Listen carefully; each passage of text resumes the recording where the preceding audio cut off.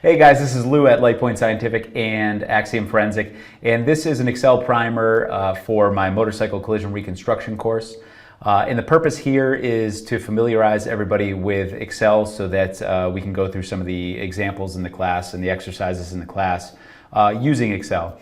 And the reason why Excel is so powerful for collision reconstruction, well, motorcycle collision reconstruction specifically, is because there are often a lot of parameters that we don't know the exact answer to. So for instance, if you have a car skidding for 100 feet or something, the coefficient of friction or the drag factor for that car is pretty well established. We know it's going to be within a pretty tight range. For motorcycle collision reconstruction, that range might not be as tight because we might not know if they're using the front brake in combination with the rear brake or if they're only using the rear brake alone. Similarly, impact speed generally has a wider range for a motorcycle versus a car because you might not have black box data for the motorcycle and momentum analysis is pretty much out of the window for most instances. So it's really important to be able to perform sensitivity analyses with motorcycle collision reconstruction, especially if you are doing some sort of momentum. The momentum is generally going to be angular momentum, but at times it could be linear momentum. And it's also important to analyze the ranges that you're using for your variables. So there's a few ways to do that. One is just by setting up the equations in Excel and then changing what you have for numbers.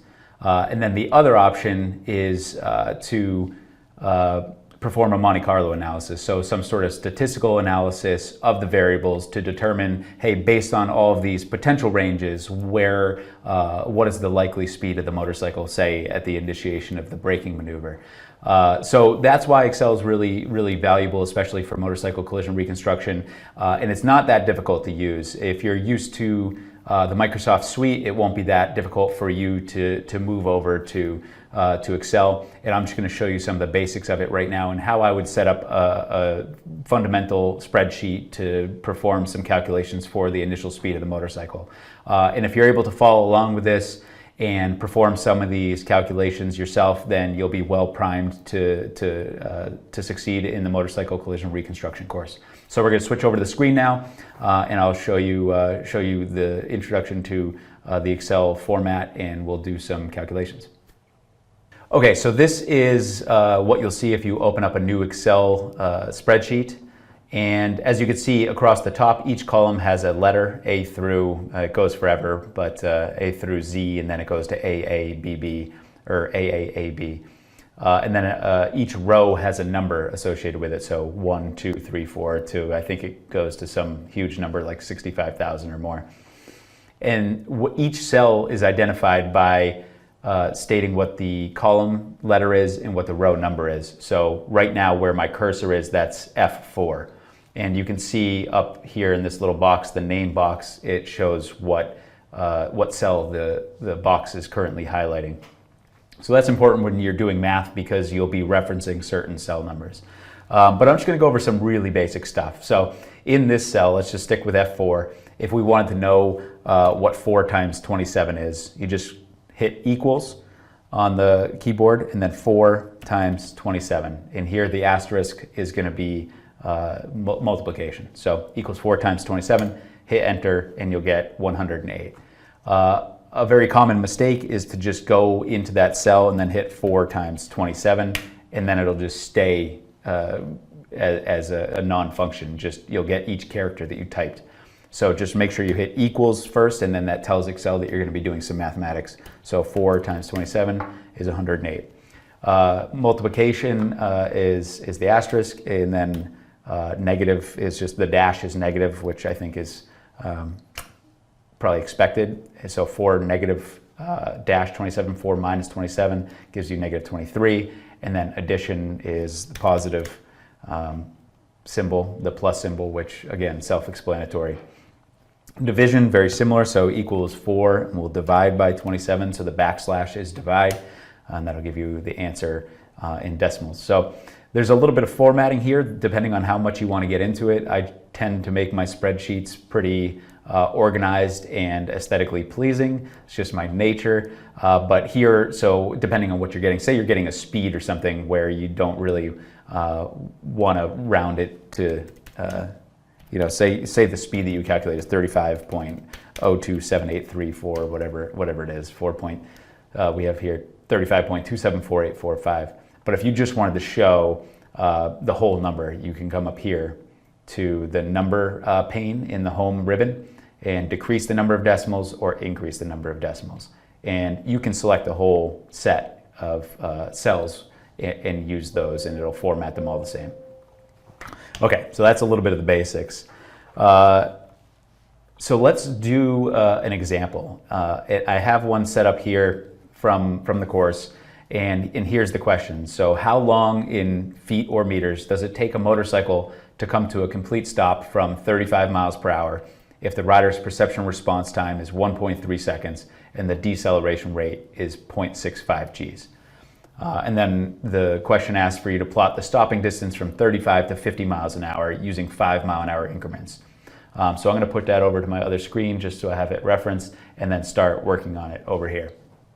So the way that I set up my Excel spreadsheet is I always work in consistent units when I'm doing collision reconstruction mathematics, or really any mathematics.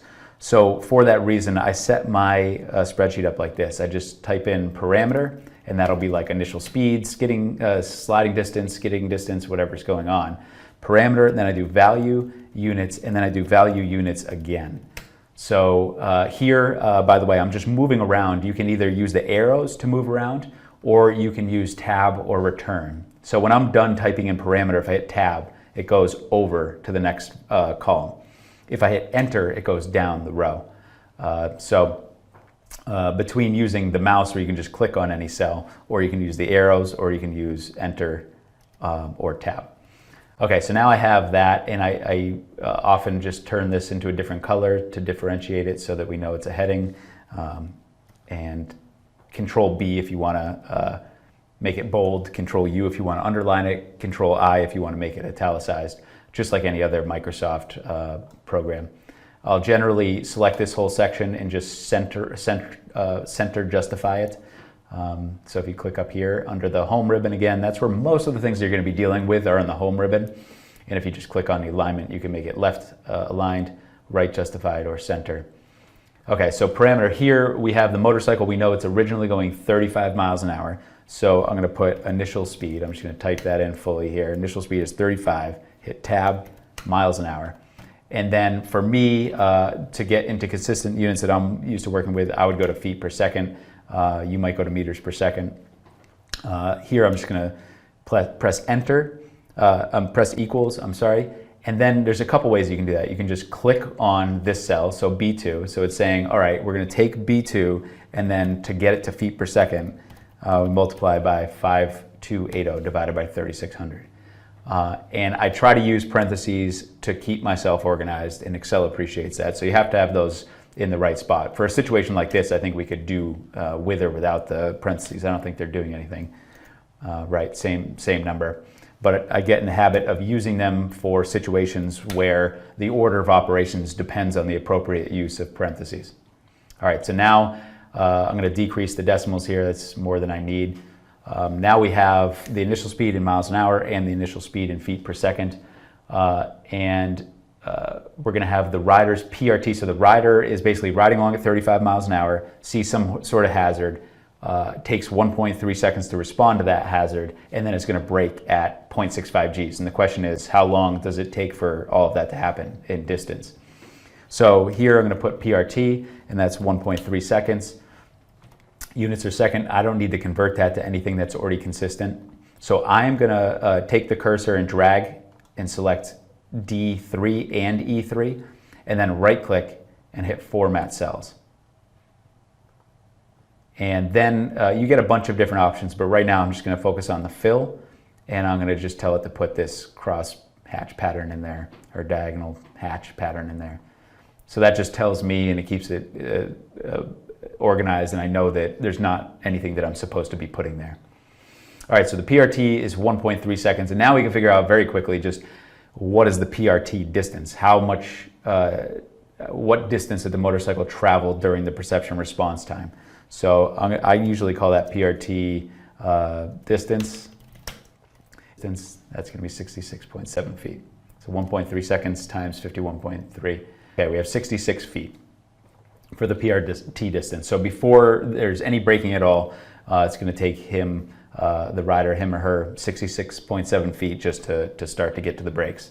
And now the next question is, what is the braking distance?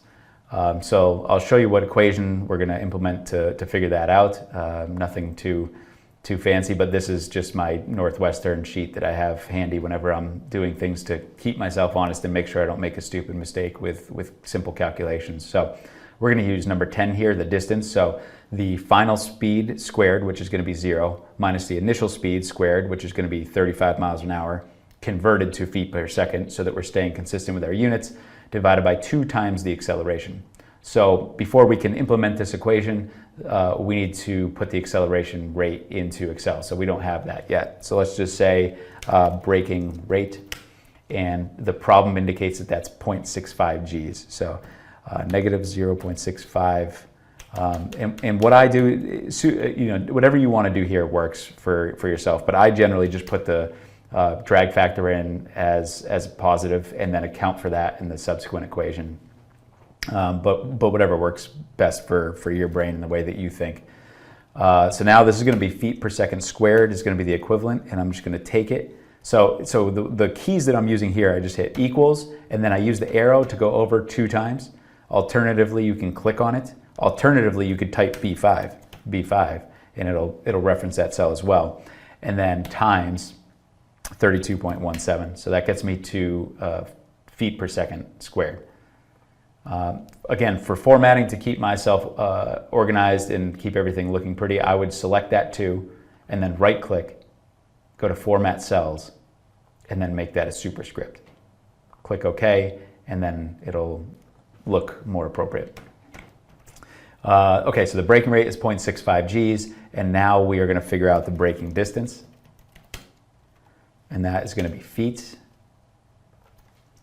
Put the feet over here, and I'll just select these and hit Control-C to copy it, and then tell it where I want it pasted, and then hit Control-V, and that'll paste right there to block that out.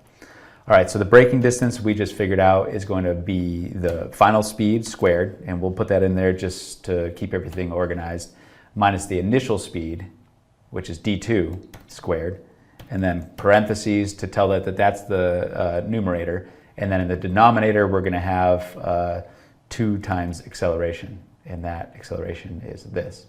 So this will actually, I think, is going to come out as a negative. So that's 63 feet. So here we can just put in the negative to let it know that the acceleration is negative. Alternatively, you could just put this as negative 0.65, and then everything will work out copacetic. Okay, so that's 63 feet for that. Just checking back with the equation here. So we got that right. Is the final velocity squared minus the initial squared over 2 times the acceleration. So turns out that the braking distance is very similar to the PRT distance. The PRT distance, we have 66.7 feet and then 63 feet. So now we know that the total distance is the summation of those 2 things. So you can do that a couple different ways. Again, I'm just gonna, so let me show you a couple things here. You can do Control-C, Control-V, or you can hit Control-Z and get back to where you were, and then select both of these cells. And this comes in handy in a lot of situations. There's a little tiny green handle here, and if you pull down on that, it'll copy it. So that's kind of a little shortcut that makes things easier. So now the total distance is going to be equals the braking distance plus the PRT distance, and that's 130 feet. The alternative is if there's cells, a lot of cells next to each other, you can just use this function, equals sum, and then that the values that you're interested in separated by a comma and the parentheses. So that'll do the same thing. So for instance, say that you had just some random numbers here and you were interested in putting in the sum of those values here. You can just type equals sum, open parentheses, and then drag, click and drag on those cells, close parentheses, and it'll tell you the summation of all of those. So the great thing, of course, about Excel is that this is all live. So if I change the 2 to 18, then it's going to, in real time, update the tally below. Okay, so I'm going to delete that. Now the question says plot the stopping distance from 35 to 50 miles per hour in 5-mile-an-hour increments. So you could set up your spreadsheet originally to be able to handle this, or you can just type in, change the values in your calculations and fill in a table. So that's what I'm going to do here. So we're going to say initial speed, and we'll do 35, 40, 45, 50. I'm going to center these. I'm going to center everything here actually. And I'd like to just make sure about, identify what the units are going to be. Initial speed and then stopping distance. Feet. And that's total. So it's interesting. This one automatically formatted to the cells to the left of it, and this one didn't.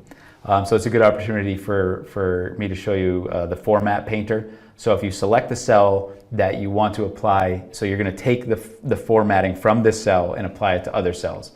So select that cell and then click on the format painter, and then click the cell that you want to apply that formatting to.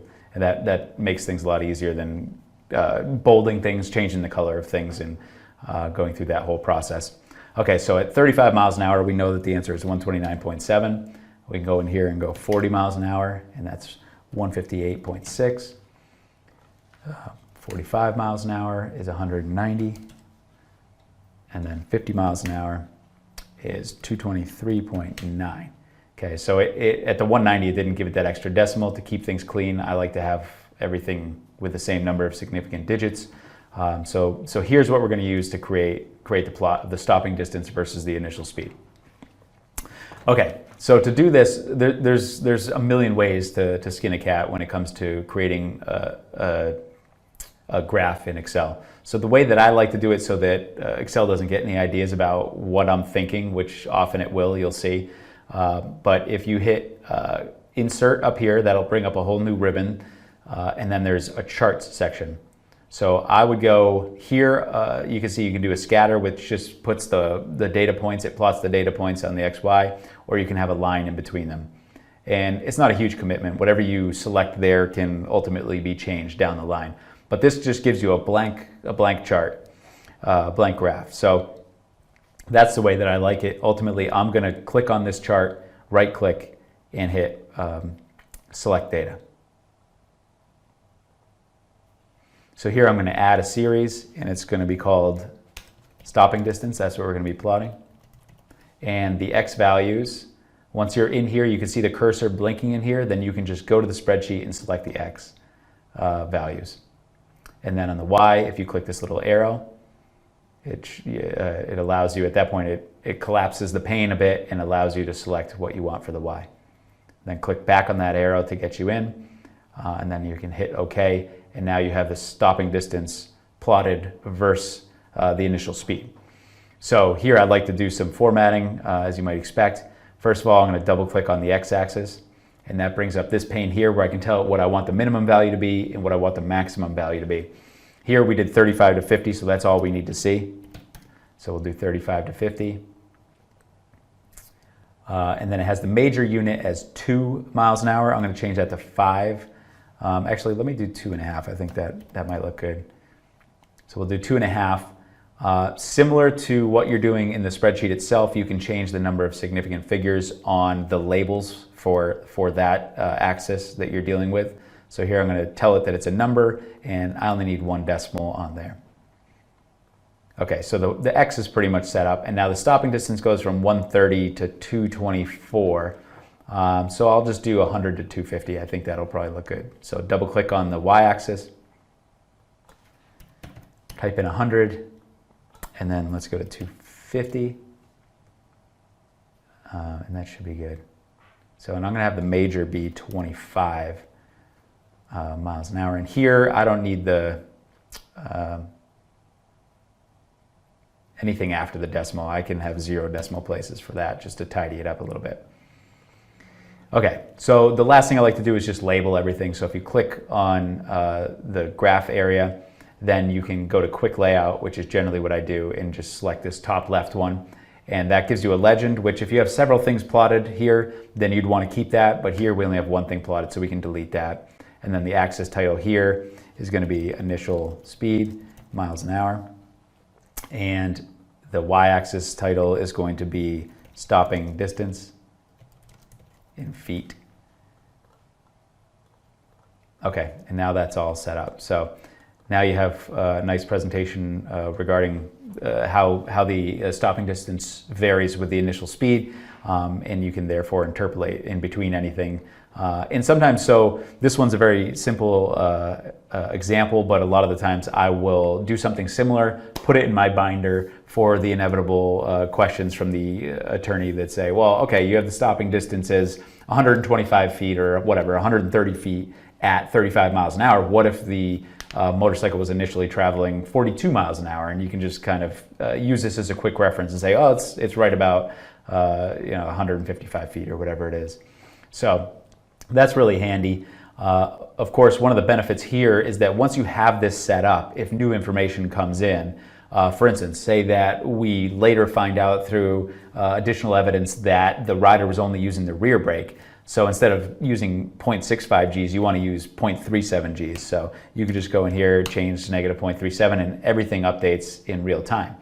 Similarly, if you found out there was video from a surveillance camera nearby that indicated that the PRT was actually 1.5 seconds, you could change that on the fly, and everything updates. So it's really valuable when you're evaluating how much the parameter or certain parameters affect your calculations and conclusions. And again, it's really valuable when you're doing sensitivity analyses, and indispensable when you are doing a Monte Carlo analysis, which is a statistical analysis to figure out how confident you can be in your answers. And we'll talk about that on the last day of class, and we'll get into some Monte Carlo stuff. In the Monte Carlo spreadsheets might look intimidating, but we're basically just doing exactly what we did here, but 10,000 times. So you'll just be copying and pasting a specific mathematical formula down 10,000 rows. So hopefully this helps you gain some understanding of Excel and get more comfortable with it. I would recommend going through this process. If you're not very familiar with Excel, and I'm sure a lot of you are, but if you're not, I would recommend prior to showing up for the class, going through this example that we just did and trying your best to understand everything that we did. If you have any questions, feel free to reach out to me, reach out to a colleague and ask them to walk you through it. We will take baby steps in the class with respect to Excel and get you comfortable with it, but ultimately it's going to be a smoother process for you if you show up to the class having a certain understanding of Excel. So I look forward to seeing you guys in the class, and thanks for watching.